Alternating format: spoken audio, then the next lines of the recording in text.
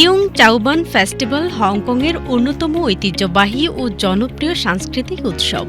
এটি অনুষ্ঠিত হয় হংকংয়ের চিয়ংচাও দ্বীপে, যা মূল শহর থেকে ফেরিতে পৌঁছানো যায়। উৎসবটির ইতিহাস প্রায় ১০০ বছরেরও বেশি পুরনো।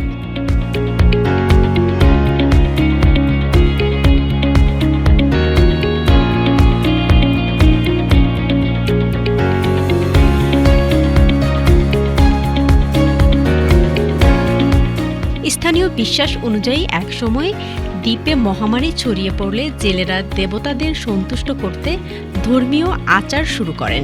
পরে সেই আয়োজনই ধীরে ধীরে বড় উৎসবে পরিণত হয়। এই উৎসবের সবচেয়ে পরিচিত প্রতীক হল বিশাল বান টাওয়ার।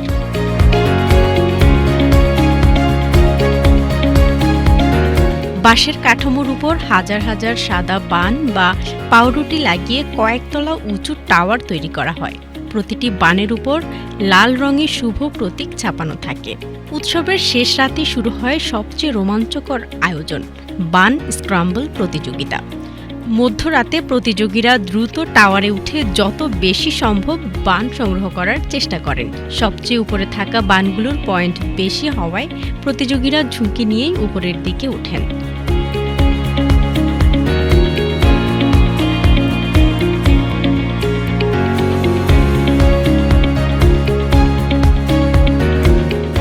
এছাড়াও ড্রাগন নাচ, সিংহ নাচ, তাওবাদী ধর্মীয় আচার এবং স্থানীয় সঙ্গীত পরিবেশনাও অনুষ্ঠিত হয়।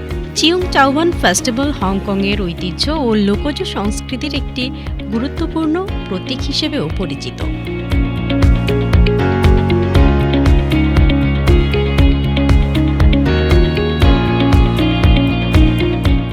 প্রতি বছর হাজার হাজার পর্যটক এই উৎসব দেখতে দ্বীপটিতে ভিড় করেন।